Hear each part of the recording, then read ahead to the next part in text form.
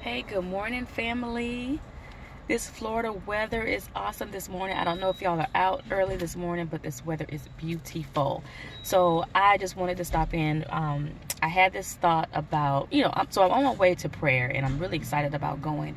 But as I'm driving, just listening to my worship music, and I wanted to talk about, what are we giving to our kids? What are we depositing in our children to make sure that they experience the love of God and keep with the love of God? And I thought about, even with my children, I tried to teach them or share with them that even though God is seemingly invisible to us, and it is so easy to forget about God at times because he is invisible. We don't see him every day. And the world attracts us to do things that we can, with our five senses, things that we can touch and feel and sense.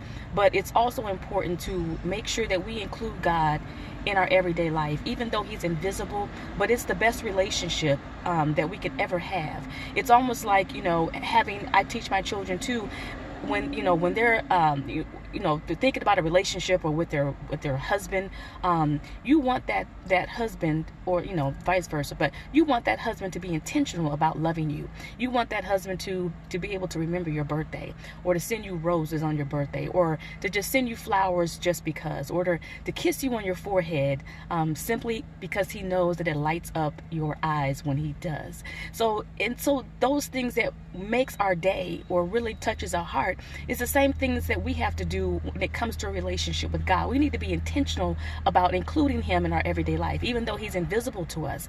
But one thing that we have to do, and one thing that we have to practice, and I'm teaching my children you have to practice it. You're not going to always feel like it, but we know that the word of God is true. So we make it intentional to practice, to wake up every morning to thank him for the things that we do know, to thank him for the things that we have experienced, the things that he's brought us out of, or even at times just thank him for what the word of God says is true in our life, because we have expectations that he's going to do those things for us.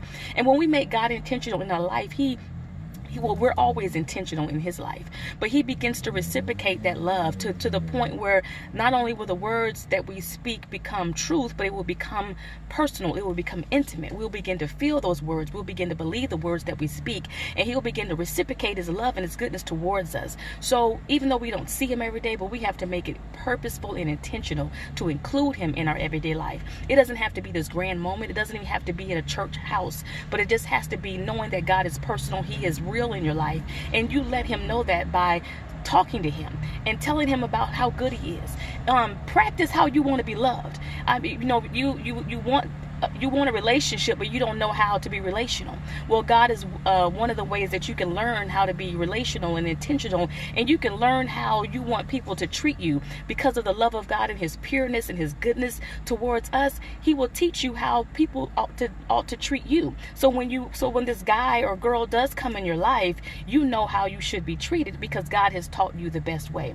So we have to make it intentional. We have to make it personal, and then God will continue to pour on our life and make life just more wonderful than what it is the day before. So you just have more gratitude and just being more thankful that he is a part of your life. So he may be invisible to you, but you make it visible, and you make it personal, and you make it intentional to be able to love on him, and he'll love back on you 100-fold. Trust and believe. Just start practicing. Practice makes perfect, and that's a true statement. Practice loving on God and see what God is going to be able to do. It could be even just moments in your car, moments in the shower, moments as you're just walking in the workplace. Make moments for God to shine upon your heart and you to light up God's eyes as well. Okay? Practice. Bye.